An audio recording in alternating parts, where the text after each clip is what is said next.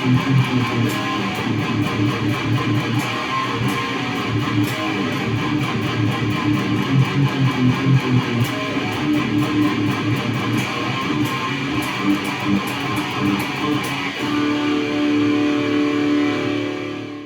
going on, Guitar Grappler here? Had to place a Camaro at the beginning. Rob Arnold of Camaro actually owns this guitar, but in a different color, and he plays it a lot now.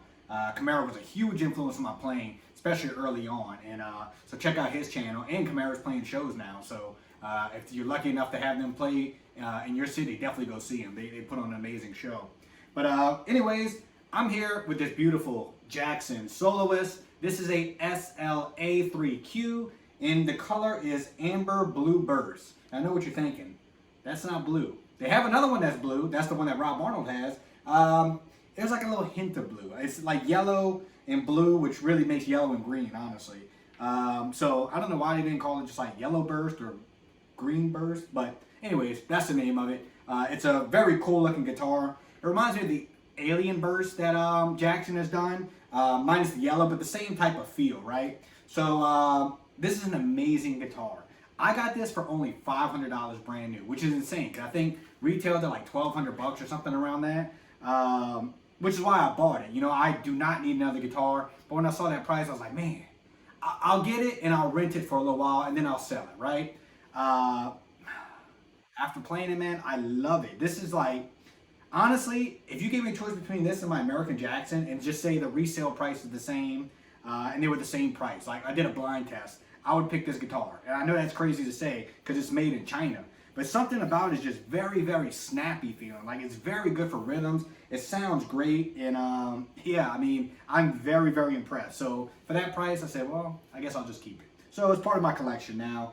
But let's go over some of the specs. So this is a Akoma body.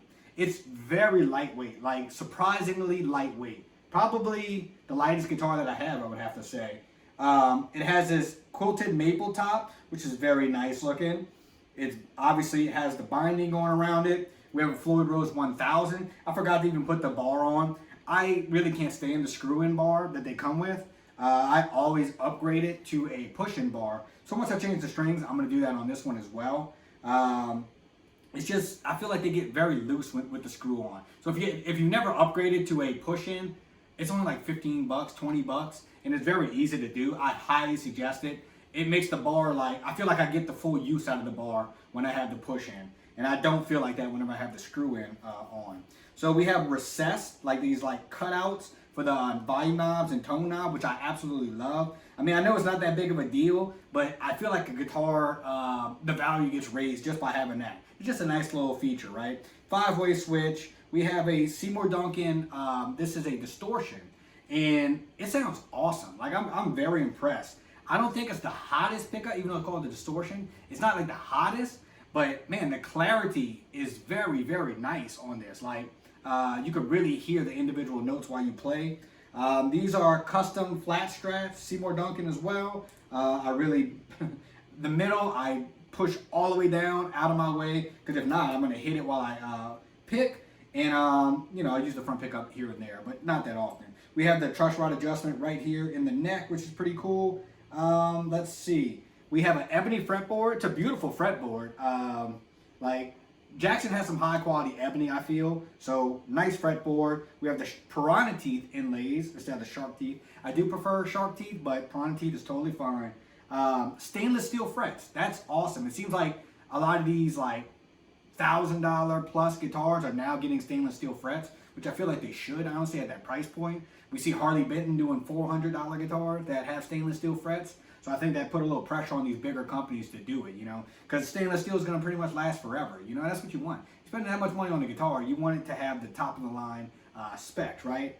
Supposedly it's a different feel than nickel. Honestly, I played both, and to me, it's really not that big of a deal. Like, I don't really even notice that much. So, but for longevity, I like it. A huge feature here too that a lot of companies are doing is Illuminate side dots on the top. Like, this is a must for me now when I buy a guitar. If you're playing on a dark stage, it's just nice to have. Also, they're just big. They're bigger. Like, sometimes when they put just like the little black dot, it's tiny. And like, let's say I don't have fret markers, which all my guitars do, but let's just say I don't, or I have something small like piranha teeth. I kind of get lost, honestly. Maybe that's just me, but I get lost with those little tiny dots. But with these big Lumilay, if this fretboard was 100% blank, I'd be able to play this with no problem. Like, because the markers are just so big, like you know where you're at on the fretboard. So I really like that. And then the glow in the dark is just a huge added feature. The headstock, so this inlay right here, this metallic inlay, looking at pictures, I always thought it was like textured, where you know, maybe like a decal that they stuck on there. And I didn't like that, but it's not. It's under the gloss, and you can't even feel it. So I really like that now. So that's a cool feature. We have Jackson branded tuners, which is very typical. We have a walnut and maple neck. Super nice neck. I mean, I think it's the only guitar I have with like this, I guess it's 3 pieces, right? I'll have to look to make sure it's not 5. I mean, it's obviously 3 pieces, but I don't want to say the wrong thing. But yeah, let's just say it's a 3-piece neck for now. Made in China.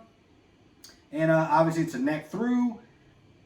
So basically it's like an oil finish on here. You can't feel it. It feels very natural. It's a very nice neck as far as like the way it feels in your hand, as far as, you know, as far as like the size and everything, plus just the way it feels by rubbing your hand on it.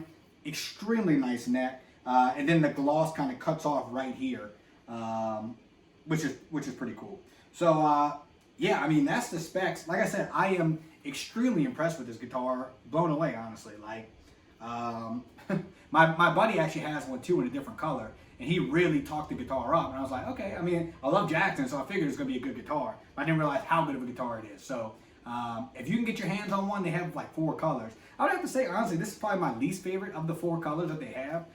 And I still like it. I still think it's an awesome color. But the other ones are really, really nice. So yeah, I really couldn't suggest it more.